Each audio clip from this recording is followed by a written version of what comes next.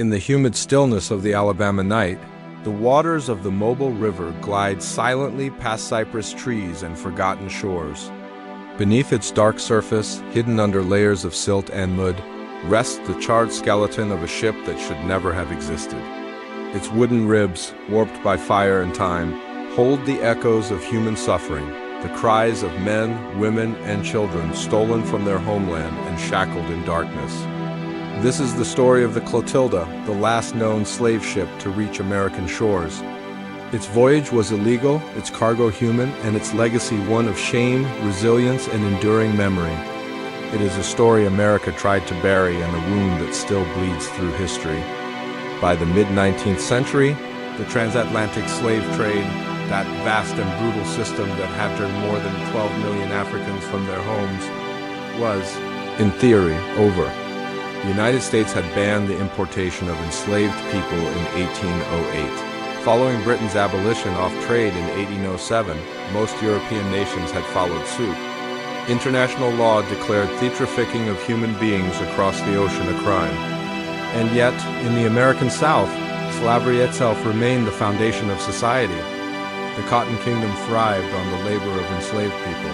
And as the global demand for cotton soared, so too did the hunger for more bodice to work the fields. Though the trade had been outlawed, the market for human lives was as strong as ever, and where there is demand, there will always be men willing to supply it. One such man was Timothy Meagher, a wealthy shipbuilder and plantation owner from Mobile, Alabama.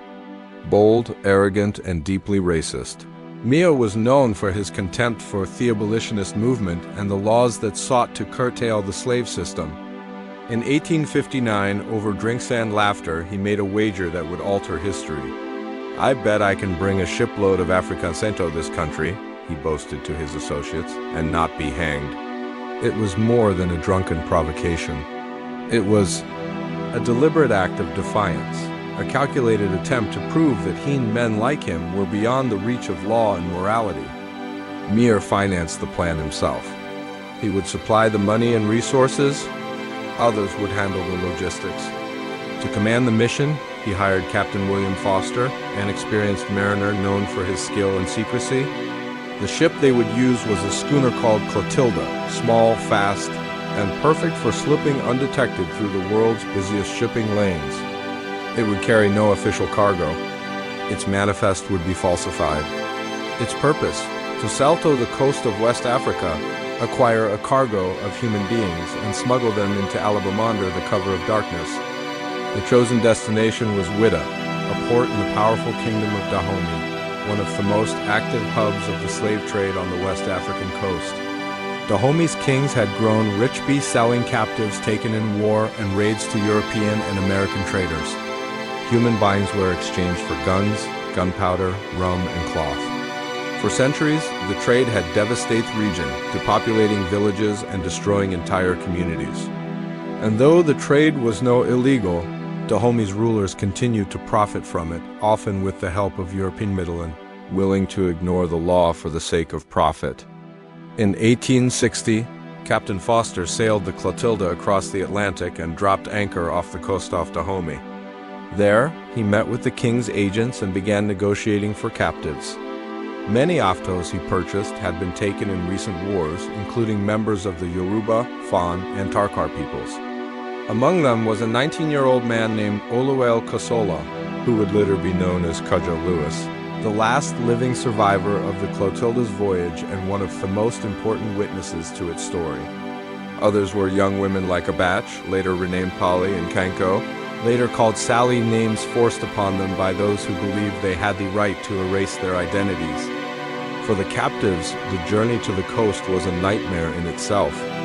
Torn from their villages, separated from family, and forced to march for miles, many arrived already traumatized. The sight of the sea, vast, unfamiliar, and terrifying, only deepened their despair. Some believed they were being taken to their deaths. Others whispered that the white men would eat them. What awaited them was worse than anything they could imagine.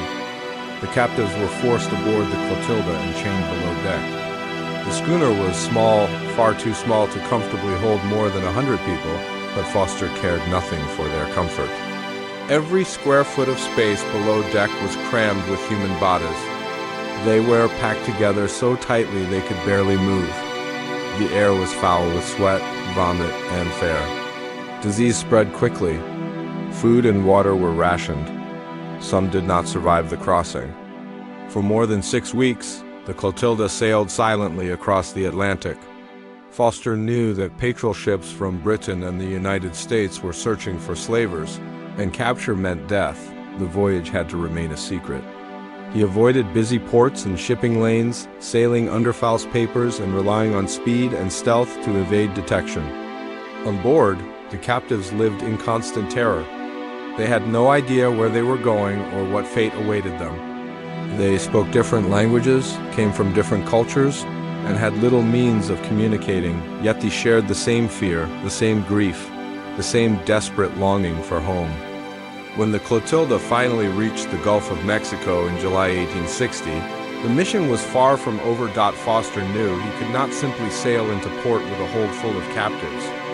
Under the cover off night, he transferred the captives to a river steamer and ferried them up the Mobile River there. They were divided among Mir, his brothers, and their business associates, each receiving a share of the human cargo they had illegally imported. Some captives were sold to their planters. Others were kept by the Mir family to labor on their plantations. With the transfer complete, Foster set fire to the Clotilda and sank it in the swampy waters of Thoroughfare. It was a desperate attempt to destroy the evidence of their crime. If the ship could not be found, prosecutors would struggle to prove that the voyage had ever happened. And that is precisely what happened. Federal authorities soon learned of the Clotilda's arrival and launched an investigation.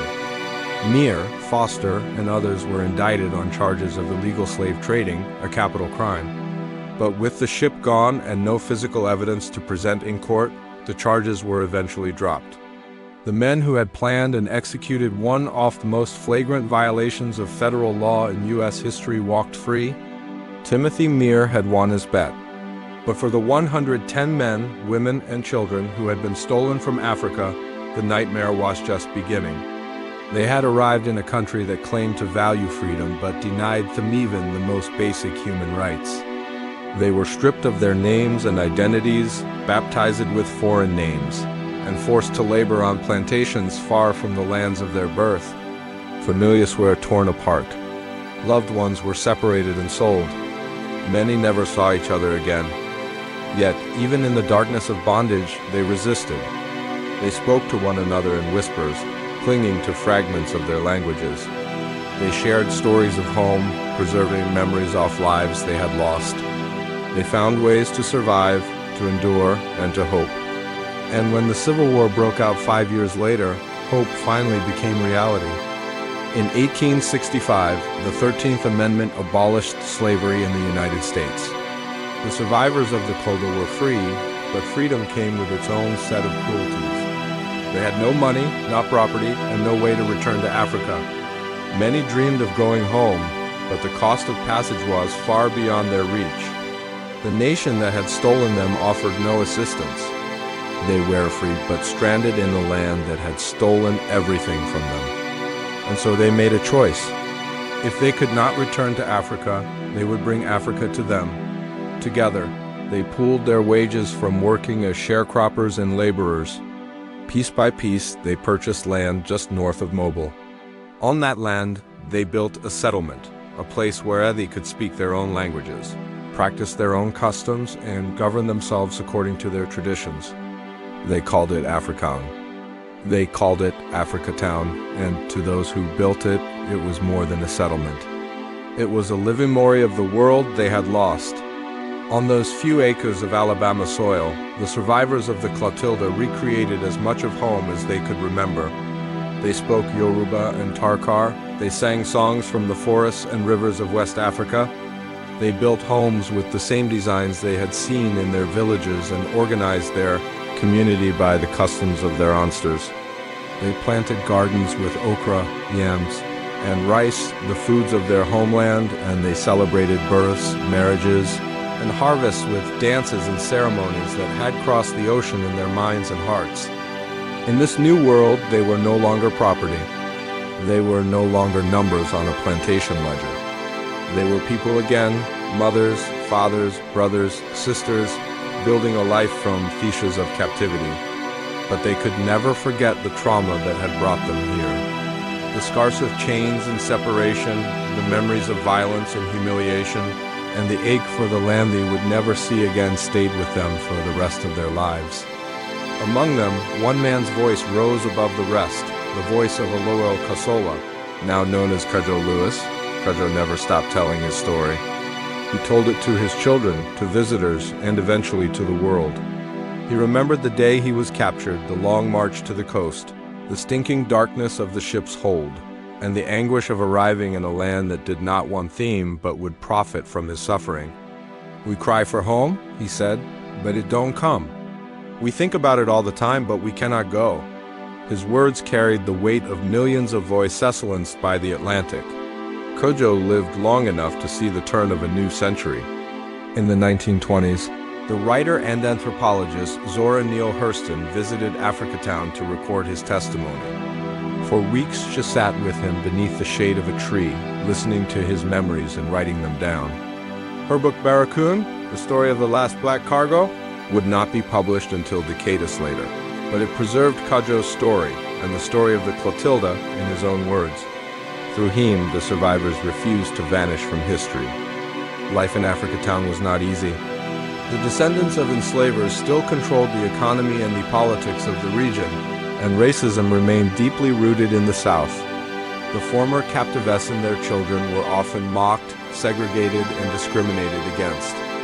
They were called the Africans, a name meant to isolate them. Yet they turned that name into a badge of honor. They were Africans, and they would not be ashamed. They built churches and schools, taught their children to read and write, and sent them to work in sawmills and shipyards. They opened stores and businesses. They even elected their own leaders to govern their affairs. For a time, Africatown thrived as one of the most independent black communities in the United States, a testament to resilience and self-determination born from unimaginable suffering.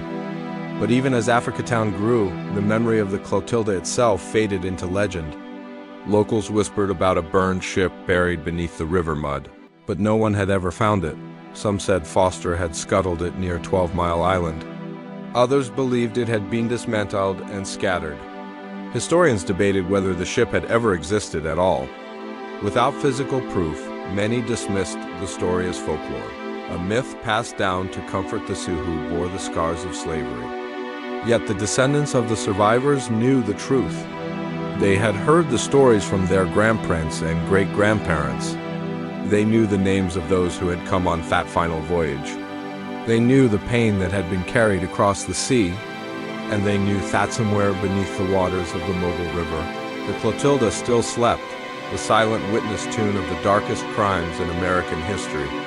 Decades turned into generations. The survivors died one by one. Cudjoe Lewis passed away in 1935, the last living witness to the Clotilda's journey. Africatown endured, but it changed. Industry moved in, polluting the air and water. Young people left in search of jobs and opportunities elsewhere. Poverty and neglect took their toll. By the late 20th century, Africatown had become a forgotten corner of Mobile, much like the story of the ship that had brought it into being. Then, in the spring of 2018, everything changed. Heavy storms had shifted the riverbed, and a local historian named Ben Raines stumbled upon the remains of a wooden vessel buried deep in the mud. Its size, construction, and location all matched the descriptions of the Clotilda. Archaeologists were called in, and after months of careful study, the verdict was confirmed. Thurek was real. The Clotilda had been found. The discovery made headlines around the world. For the descendants of the ship's survivors, it was more than an archaeological triumph. It was justice. "Our ancestors told us this story," said Joyce Lynn Davis, a descendant of Clotilda survivor Oluwel Kasola. "Now nobody can say it's a myth. Now nobody can deny what happened." The river had given up its secret, and with it, the truth that so many had tried to erase. The recovery of the Clotilda ignited a renewed interest in Africatown and its history. Historians, journalists, filmmakers, and tourists flocked to the area. Efforts began to preserve what remained of the community and to build museums and memorials to honor the people who had entered that final, illegal voyage. The descendants organized heritage tours, cultural events, and storytelling sessions to educate future generations about their ancestors' resilience and strength. But the discovery also reopened old wounds. It forced America to confront a chapter of its past that many would rather ignore, the fact that decades after slavery was declared illegal, men like Timothy Meare were still willing to break the law for profit and prestige. It exposed the hypocrisy of a nation that claimed to value liberty while continuing to profit from human bondage. And it highlighted the ongoing struggles of the descendants, many of whom still live in poverty, fighting for environmental justice and economic investment in the very community their ancestors built. The Clotilda story is not just a tale of one ship. It is the story of an entire system, a system that commodified human life, that built nations on the backs of stolen labor, and that continues to shape the world we live in today. It is a story of arrogance and cruelty, but also of resiliency and defiance. It is a story of people who refused to disappear. Even today, more than 160 years after the Clotilda's arrival, the legacy of that voyage endures. The descendants of its survivors walk the streets of Africatown and beyond. They carry thestries of their ancestors in their names, their traditions, and their fight for justice. They are the living proof that the attempt to erase them failed. The Clotilda may have been the last slave ship to cross the Atlantic, but its story is far from over. It lives on in the people who refuse to forget, in the community that rose from its ashes, and in the ship itself, still resting in the mud, still whispering its truth to anyone willing to listen. It is a monument to humanity's capacity for evil, and to humanity's capacity to rise above it. The waters of the Mobile River continue to flow, carrying with them the memory of that final voyage. And as long as they do, the story of the Clotilda will not fade. It will remind us of greed and cruelty, of courage and hope, of what was done and what must never be done again. It will remind us that history, no matter how deeply buried, will always find a way to surface.